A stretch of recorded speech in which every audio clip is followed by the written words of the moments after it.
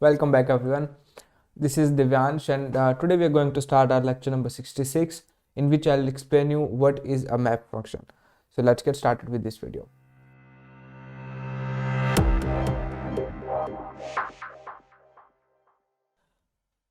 I'll not straight away describe you the syntax. First of all, let's take an example. With the help of examples, slowly I'll move on to the map functions functionality. So what my example is that we have a list of different mud weights in PPG, okay, and given that we have a depth of 3000 feet, great.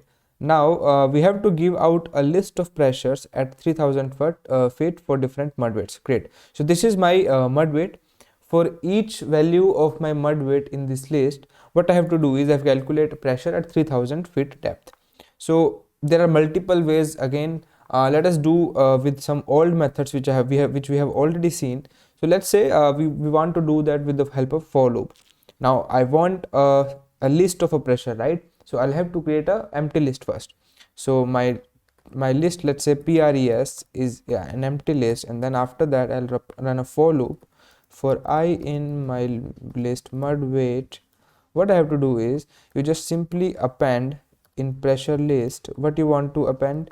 You want to append 0.052 into row, that is my I, it will be the I, and into H is given as 3000. So this will give me my pressures in PSI's format. So now if I print my PRES, I'll get the results.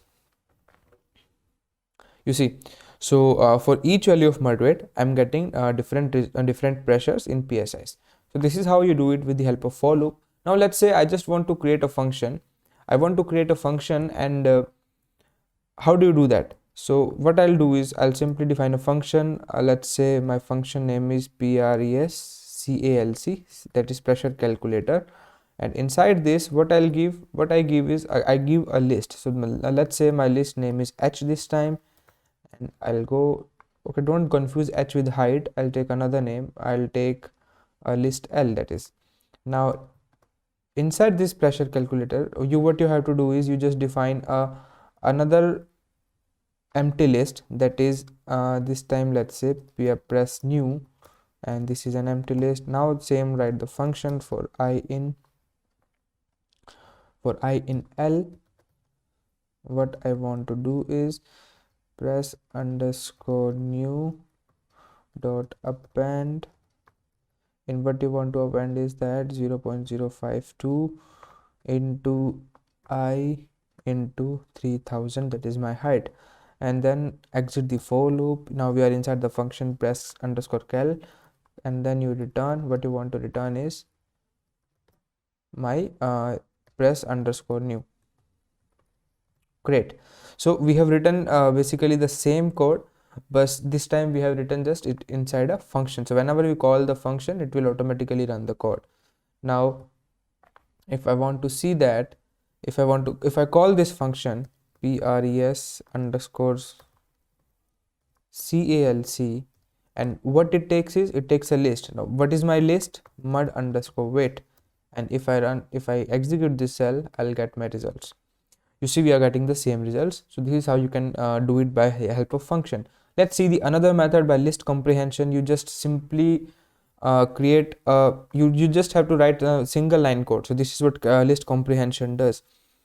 So let's say this time my PRS pressure is my empty list. Okay, now how do you write a code in list comprehension? You first write the results you want. So what I want is 0.052 into I, because I'll be running a loop as I, into 3000, in which I want to run this loop is for I in my list name, that is mud weight. And if I simply now print it down, you see, so you can see in all of the three cases we are getting the exact same results, but with the help of list comprehension, it makes our job so much easy. Now let's see how we can do the same problem using map function. So what map function is, first of all, let's understand. So this is how you write a map function. You write map, then it takes two inputs. The first one will be the function name, and the second one the iterable such as list, tuple or dictionary. I'll tell you in the next video, in the next to next videos, that what is a iterable and what is a iterator. I'll tell you the difference. For just for as of now, you can just understand, you enter any list, tuple or dictionary, means anything in which we will be able to run our loop.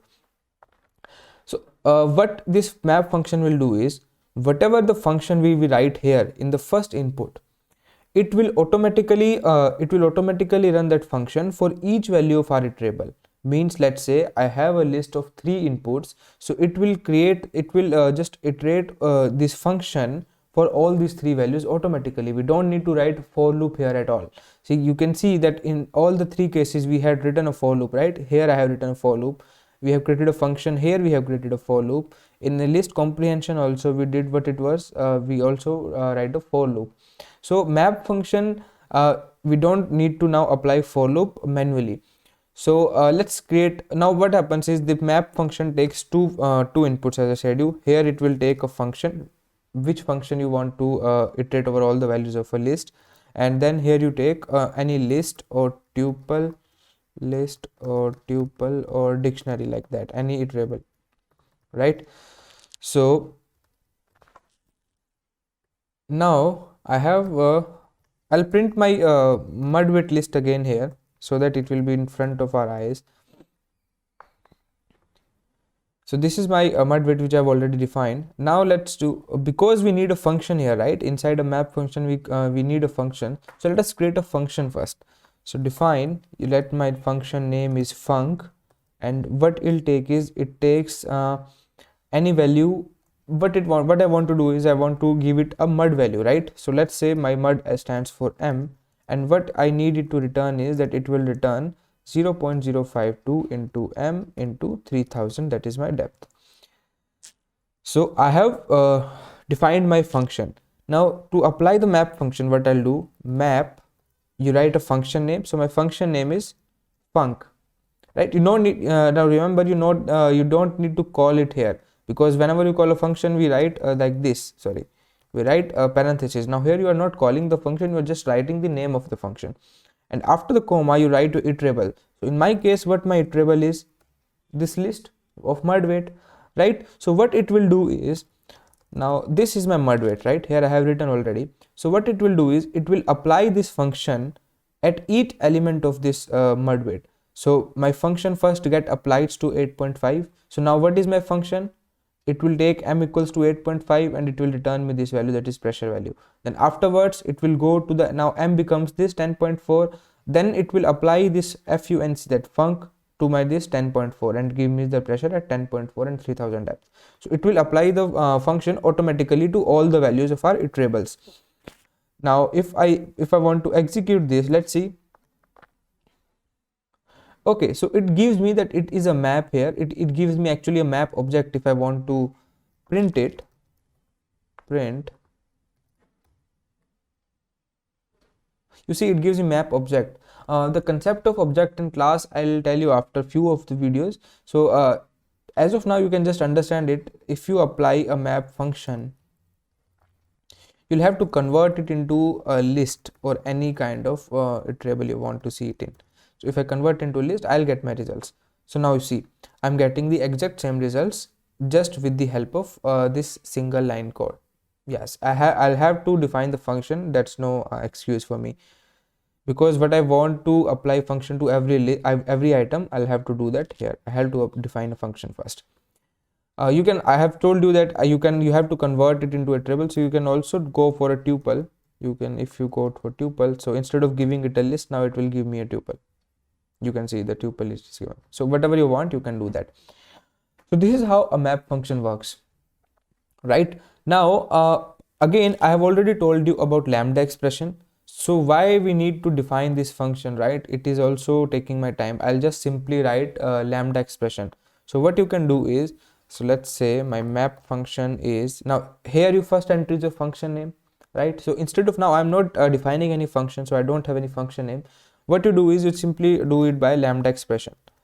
Lambda, and now it takes my value of mud weight, that is, let's say m, and what it gives me, m 0.052 into 3000. Simple. Now after that, now this is my input for a function, and then after that what you write, where you want to apply that function, what is your iterable you want to apply the function is. So this is my mud weight. Now again I'll have to just convert it into a list or a tuple. So if I now do that list, I'll convert it into a list. You see this will give me the same results.